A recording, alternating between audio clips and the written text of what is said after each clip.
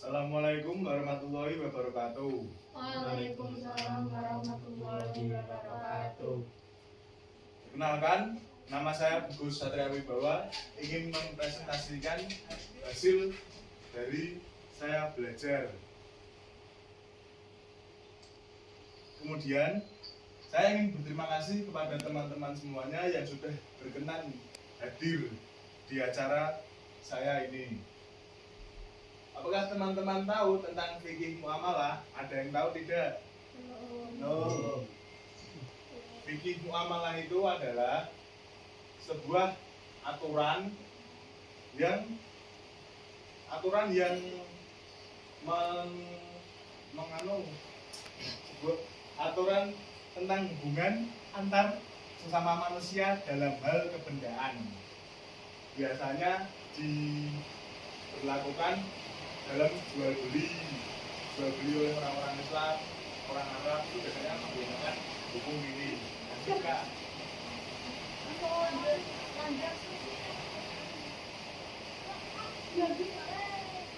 yang pertama, dasar hukum dalam proses jual beli. Dalam proses jual beli yang pertama ada Al-Qur'anul Karim. Apa itu Al-Qur'anul Karim? Teman-teman ada yang tahu? Ada. Kitabnya orang Islam.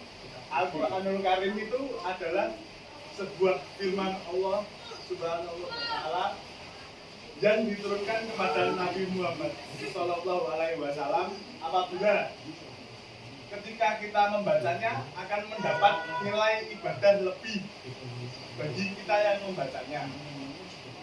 Yang kedua, sunnah Rasul. Sunnah Rasul itu jika dilakukan lebih baik, kita mendapatkan pahala, mendapatkan manfaat yang lebih. Dan jika tidak dilakukan, ya tidak apa-apa, karena itu suatu hal yang menuju ke kebaikan. Yang selanjutnya adalah ijma dan qiyas. Ada yang tahu, masalah tahu ijma dan qiyas? Ijma dan qiyas itu adalah proses mengumpulkan perkara dan memberi hukum dalam hukum Islam. Kalau qiyas itu merupakan proses mengukurkan suatu atas lainnya dan mempersamakannya. Lanjut, Mbak. Pengertian jual beli.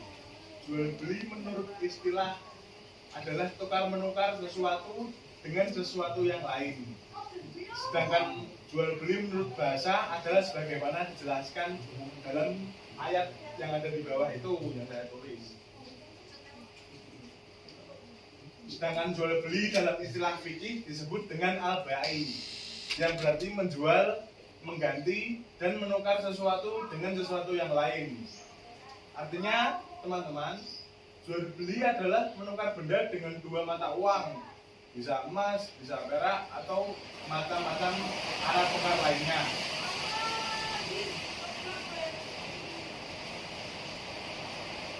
Jual beli yang diperbolehkan dalam Islam. Jual beli yang diperbolehkan adalah jual beli yang memenuhi syarat-syarat sesuai dengan ketentuan Islam. Tidak ada unsur penipuan di dalamnya, dan juga barang yang diperjualbelikan itu miliknya sendiri. Jadi nggak bisa kita menjual rumahnya tetangga, itu nggak bisa ya teman-teman. Nggak bisa, harus milik kita sendiri ya teman-teman. Dan jika ditinjau dari segi objek atau barangnya, jual beli dapat dibedakan menjadi tiga, yaitu jual beli al-asrar, jual beli mata uang yang beredar di pasaran. Ya, kalau di Indonesia itu macamnya rupiah. Terus jual beli al-mutlak, yaitu jual beli barang sesuai dengan uang secara mutlak. Selanjutnya jual beli al-salam, yaitu menjual sesuatu yang tidak bisa dilihat zatnya, tapi sifatnya dan bentuknya telah ditentukan. Ada pada tanggungan penjual. Jual beli yang dilarang dalam Islam, teman-teman.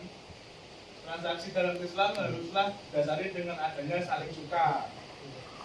Harus ada saling srek lah hatinya, harus saling srek. Kalau salah satu nggak mau ya udah nggak bakal terjadi jual beli itu, nggak bakal tersepakati. untuk memperoleh suatu transaksi yang saling menguntungkan dengan cara yang adil sehingga tidak menimbulkan kerugian terhadap pihak lainnya.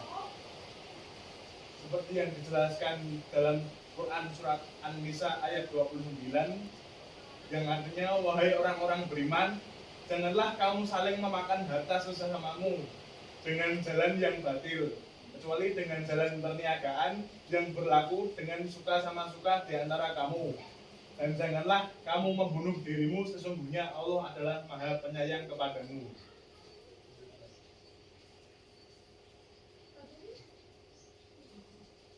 Sebab sebuah transaksi dilarang, teman-teman. Haram zatnya, yang pertama itu haram zatnya. Objek yang diperjualbelikan seperti minuman alkohol, babi, dan bangkai.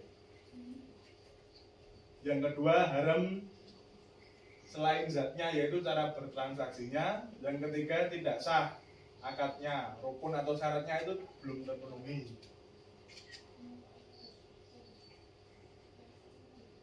Jenis-jenis transaksi yang dilarang dalam Islam ini, teman-teman. Yang pertama ada maisir yang disebut dengan perjudian, taruhan bola, itu nggak boleh, Mas. Ghorar, yaitu tindakan bermuamalah dengan tidak kejelasan akadnya sehingga merugikan orang lain. Ya kayak COD di Facebook terus nipu, itu nggak boleh, bisa penjara itu, Mas. Tadlis, yaitu kondisi suatu di mana pihak tidak mengetahui kondisi sebenarnya. Riba, yaitu penetapan bunga yang melebihkan jumlah pinjaman berdasarkan persentase dari jumlah pinjaman pokok yang dibebankan kepada peminjam. Berarti itu bunga itu aslinya dalam bank itu ya juga nggak boleh dalam Islam. Riswah, yaitu seseorang memberikan sesuatu barang yang tujuannya untuk memenangkan perkaranya. Menyuap itu biasanya ya pemerintahan lah, itu kalian tahu kan. Terus basi, yaitu rekayasa pasar bila seorang produsen menciptakan permintaan palsu seolah-olah banyak permintaan terhadap suatu produk sehingga harga jual produk itu naik. Itu contohnya kayak nimbun masker waktu corona baru datang ke Indonesia, itu kan masker langka terus harganya jadi naik lah, itu nggak boleh. Ikhtiar, yaitu merupakan keuntungan yang berlipat-lipat dengan cara menjual jumlah barang yang langka ditawarkan dengan harga selangit. Itu mengambil untung terlalu banyak, itu sebenarnya tidak boleh. Sampai sini saya sudah menjelaskan materi yang saya sampaikan. Apabila ada kesalahan dan kiranya ada kata-kata saya yang menyinggung atau menyakiti hati para teman-teman semuanya, saya mohon maaf yang sebanyak-banyaknya. Akhir kata, wassalamualaikum warahmatullahi wabarakatuh. Waalaikumsalam warahmatullahi wabarakatuh.